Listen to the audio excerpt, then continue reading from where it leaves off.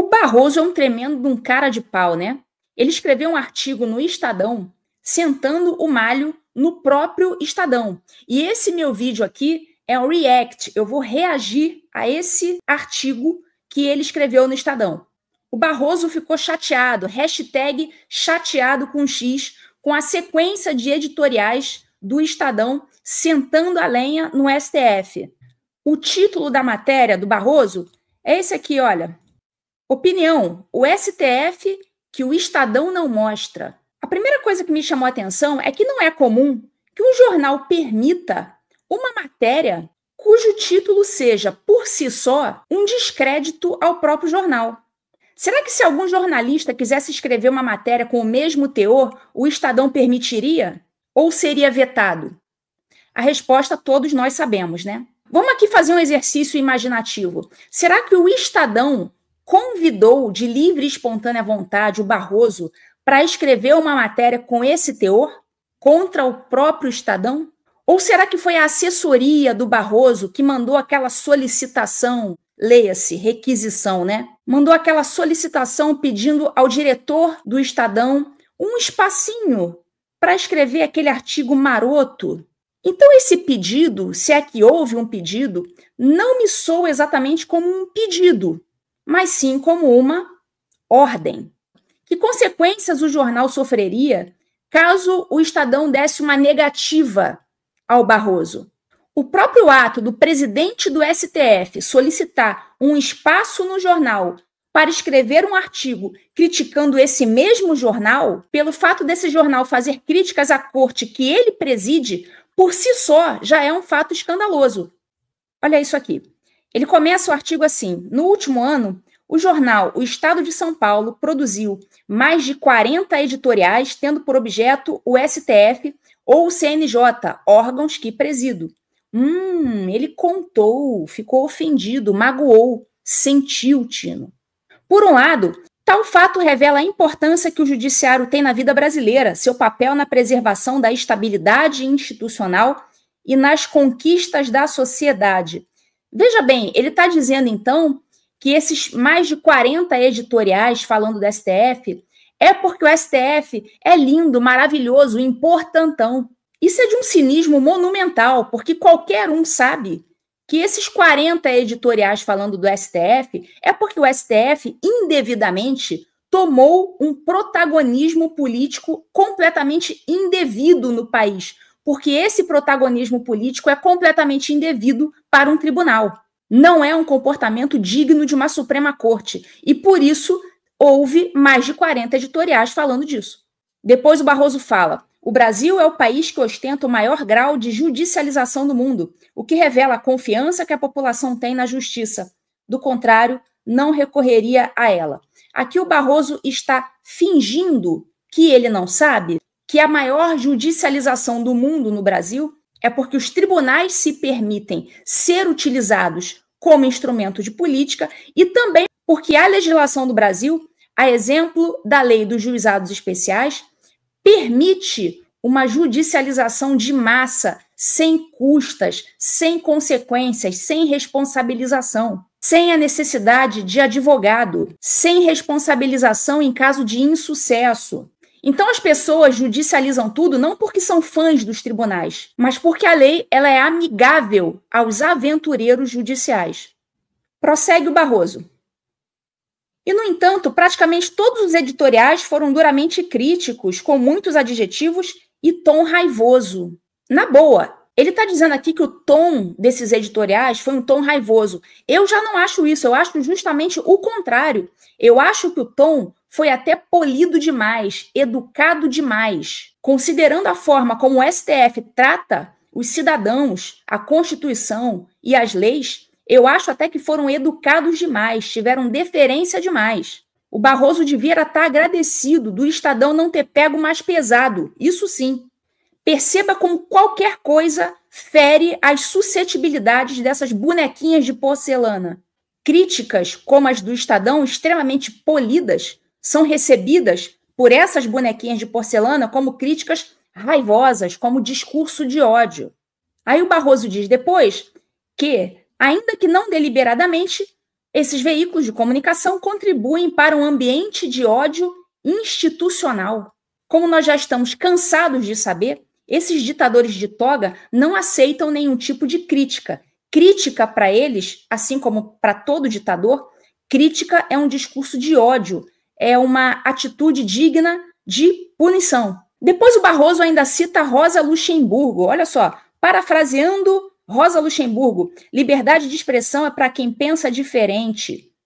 Nada demais nessa frase que ele citou. O problema é ele citar essa agitadora revolucionária marxista chamada Rosa Luxemburgo. Então não foi o que ela falou, mas quem disse? A frase citada não tem nada demais. O que é revelador é ele escolher justamente essa ativista marxista para parafrasear. Nesse trecho aqui, o Barroso ele cita alguns fatos que ocorreram no âmbito do Poder Judiciário que ele considera que são dignos de aplausos. E ele diz, olha, o Estadão não viu isso aqui foi muito bom, a Justiça agiu muito bem fazendo isso, isso e isso. Ele cita aí os exames nacionais da magistratura e dos cartórios, a redução de reclamações trabalhistas, extinção de 4 milhões ou mais de execuções fiscais inviáveis, envio de mais de 200 milhões de reais para as vítimas do Rio Grande do Sul. O Barroso ele só se esquece que o papel da imprensa não é ficar aplaudindo órgãos ou agentes públicos. O papel primordial da imprensa é fazer críticas.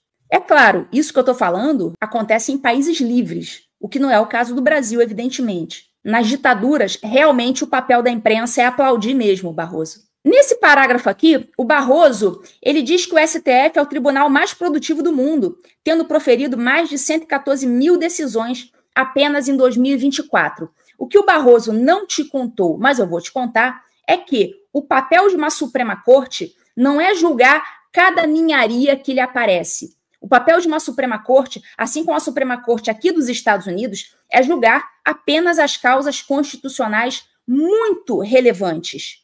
Só para vocês terem uma ideia, a média de casos julgados pela Suprema Corte dos Estados Unidos por ano não passa de 100. Isso não significa que a Suprema Corte dos Estados Unidos não tem trabalho ou não quer trabalhar. Isso significa que eles se concentram nos casos realmente constitucionais. Eles não ficam aqui se metendo nessas ninharias que o STF fica se metendo. O STF não deixa os outros poderes trabalharem.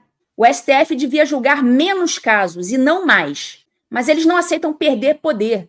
Eles querem julgar tudo, se meter em tudo. O STF está muito longe de ser uma corte estritamente constitucional. É um tribunal político que topa decidir tudo, qualquer ninharia, em troca de poder. Depois o Barroso escreve um parágrafo defendendo o ativismo judicial do STF, dizendo que o STF acertou em disciplinar as câmeras nas fardas dos policiais, em exigir um plano para o sistema prisional, em estabelecer uma quantidade mínima de drogas para diferenciar o tráfico do uso, em demarcar as terras indígenas. Enfim, ele continua pedindo aplausos para o judiciário, como se isso não fosse muito ridículo. Depois ele fala, em suma, é possível não gostar da Constituição e do papel que ela reservou para o STF, mas criticar o Supremo por aplicar a Constituição é que não é justo. Gente, vocês estão sendo injustos nas críticas contra o Supremo, hein? A referência ao afã por holofotes tem pouco sentido. Nós julgamos na frente dos holofotes, com transmissão por TV aberta. É a lei. Somos o tribunal mais transparente do mundo. Será? Faltou explicar o fato, Barroso, dos advogados não terem acesso aos processos dos seus clientes. Cadê a transparência? Os inúmeros inquéritos sigilosos, em que não tem nem nenhuma diligência mais sendo feita. Mas eles permanecem sob sigilo porque o Alexandre simplesmente não quer que aqueles documentos venham a público, porque os documentos vão mostrar os atos ditatoriais que ele praticou. Por isso que ele mantém tudo em sigilo. Que tribunal transparente é esse, Barroso? Aí, nesse parágrafo aqui, ele se coloca como realmente o dono da verdade. Olha o que ele escreveu aqui. Os editoriais procuram dar especial ênfase a pesquisas de opinião com percentuais negativos. Tais pesquisas revelam, no máximo, o que um grupo de pessoas pensa e não o que é a verdade. Resumindo, o que ele está dizendo aqui é que quando tem crítica ao STF é porque aquilo ali é apenas uma opinião de pessoas que estão pensando errado, porque essas pessoas não estão pensando coisas verdadeiras. O que é verdadeiro para o Barroso é sempre aplauso ao STF, nunca crítica. Ele fala lá depois, olha, popularidade e legitimidade são coisas completamente diferentes. A propósito, nenhum ministro do STF recebe remuneração acima do teto constitucional. E nem precisa, né? As esposas dos ministros, com escritórios que atuam no STF, se incumbem desses ganhos milionários, Barroso. As palestras que vocês dão também dão conta desse faz-me rir a mais. Ninguém precisa ganhar mais do que o teto constitucional. Não tem necessidade. Para terminar, Barrosão da Massa escreve o seguinte: o STF tem 3 grandes missões. 1, assegurar o governo da maioria. Será? E as minorias, que eles tanto dizem preservar?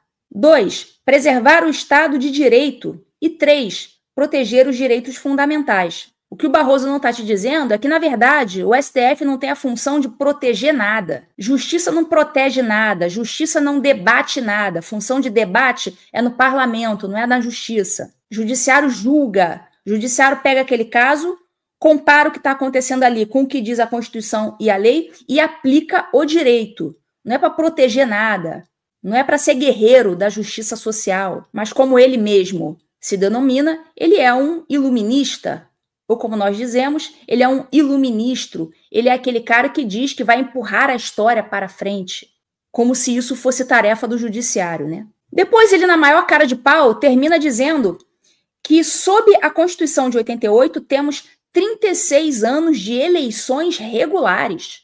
Mas, Barroso, as eleições de 2022 foram tudo menos regulares. As eleições de 2022 tiveram aquele dedinho na balança que o TSE colocou, censurando os opositores na cara dura para beneficiar um dos lados. Em suma, o artigo do Barroso no Estadão é de uma cara de pau formidável. Seria muito bom que os responsáveis pela diretoria lá do Estadão contassem ao público como se deu essa tratativa para a publicação desse artigo. Como foram as conversas? Qual foi o tom? Conta pra gente, Estadão. O povo quer saber.